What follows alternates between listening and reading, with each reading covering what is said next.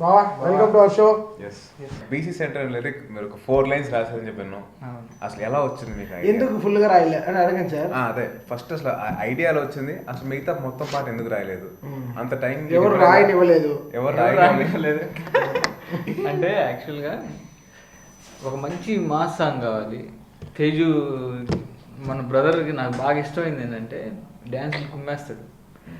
తమన్ను మేమిద్దరం అంటే హైట్ గా ఉన్న వాళ్ళు ఆడితేనే ఒక ఫీలింగ్ కదా. డెఫినెట్ గా జనరల్ గా ఫ్రేమ్ పెట్టడం కెమెరామెన్ దగ్గర నుంచి అందరికి కొరియోగ్రాఫర్ దగ్గర నుంచి తేజ్ కి అడ్వాన్సే ఆ చామ్, గ్లామర్, ఆ హైట్ ఆ మనసు. అంటే ఒక మాస్ హీరోని ప్రజెంట్ చేసేటప్పుడు తేజు చూసినప్పుడు నాకు ఇమీడియట్ గా తేజుకి లో యాంగిల్ పెట్టి తీయాలనిపించేది. ఎందుకంటే అలా ఉండేవాడు, మ్యాచోగా ఉండేవాడు. తనే ఒక గుర్రం సార్. ఎందుకు గుర్రం పెట్టాడు సార్ సినిమాలో? నేను గుర్రం నేను ఎక్కలేం కదా, లేదా సార్ గుర్రం నన్ను ఎక్కలేదు కదా, నేను గుర్రాన్ని ఎక్కాలి కదా, అందుకని నేను గుర్రాన్ని ఎక్కితేనే బాగుంటుంది కదా, గుర్రం నన్ను ఎక్కితే బాగోదు. అప్పుడు సెంటర్లో ఉన్నాయని చెప్పి సెంటర్ చేయక మనం మాట్లాడేది బీసీ సెంటర్ సాంగ్ గురించి తప్పించి నన్ను సెంటర్ చేయడం గురించి కాదు. అప్పుడు మంచి మా సాంగ్ కావాలి తేజుకి. అలాగని నాకు ఫస్ట్ తేజు రక్కులతోటి సినిమా చేస్తున్నాం ఇట్లా అంటే నాకు ఫస్ట్ చాలామంది కాల్ చేశారు. అసలు ఇద్దరు పేరే సూపర్ పేరు ఇది.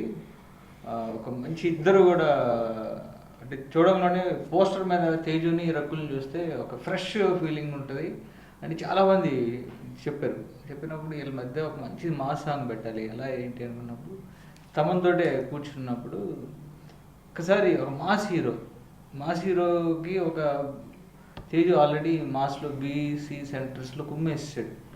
ఆల్రెడీ సుబ్రహ్మణ్యం సార్ తోటి దాంట్లో బాగా స్ట్రాంగ్గా ఉన్నాడు. అసలు దీని నుంచే మనం వెళ్తే ఎలా ఉంటుంది లిరిక్ అని అనుకోని మనం కూర్చొని ఏ సెంటర్ నీకు రాసిస్తానే నీ ఏ సెంటర్ కొద్దిగా వీక్గా ఉన్నాను అంటే ఏ సెంటర్స్లో వీక్ అని కాదు, ఏ సెంటర్స్లో కూడా ఉన్నాడు.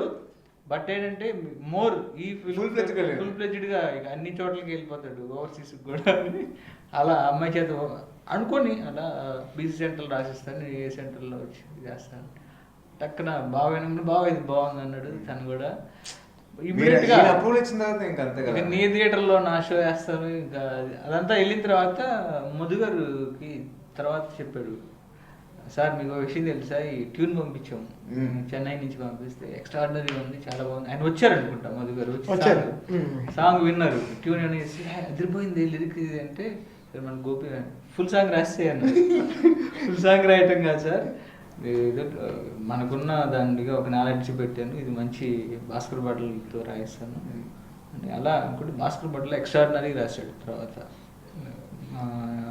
కంటిన్యూ చేసి పల్లవి తర్వాత చరణాలు ఎక్స్ట్రాడినరీగా అలా వచ్చింది.